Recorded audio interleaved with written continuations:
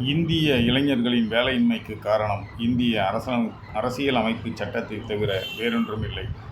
உயர்கல்வி கற்றும் உற்ற பணியின்றி பெற்ற பணி செய்து வயிற்றைக் கழுவும் வாலிபர்கள் ஆயிரம். அடிப்படை வசதிகள் கூட இன்றி வாழ்வாதாரத்தை தேடி புலம்பெயர்ந்து வந்தவர்கள் பல்லாயிரம். கள அரசியலில் கூட தன் பலத்தை மட்டுமே மேம்படுத்தி கொள்ளும் அரசியல் வியாதிகள்.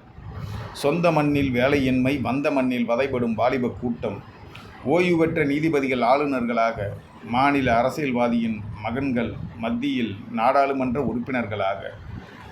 படித்தவர்களுக்கு வாய்ப்பில்லை, படுத்தவர்களுக்கு பஞ்சு மெத்தை. இயக்கத்தை தடை செய்ய முன்வரும் இந்த அரசு யதார்த்தத்தை உணர வேண்டும். பரிசீலிக்கப்படாத கோரிக்கைகள் யாவும் பட்டவர்த்தனமான உண்மைகள். இளைஞர்கள் தான் இந்தியாவின் எதிர்காலம். இன்று இளைஞர்களின் எதிர்காலம் கேள்விக்குறியாக. அடக்குமுறையால் உண்மையை அடக்க முடியாது, அறநெறியால் பொய்க்கு மகுடம் சூட்ட இயலாது.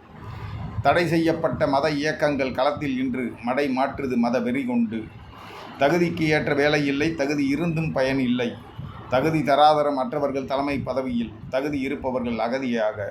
கரையான்களை அழிக்க வந்த கரப்பான் பூச்சி கூட்டம் இது. கருப்பு ஆடுகளை காவு வாங்காமல் கலைந்து போகாது இது. புரட்சி செய், மிரட்சி கொள்ளும், முயற்சி செய், முடிவில் வெல்லும். நன்றி.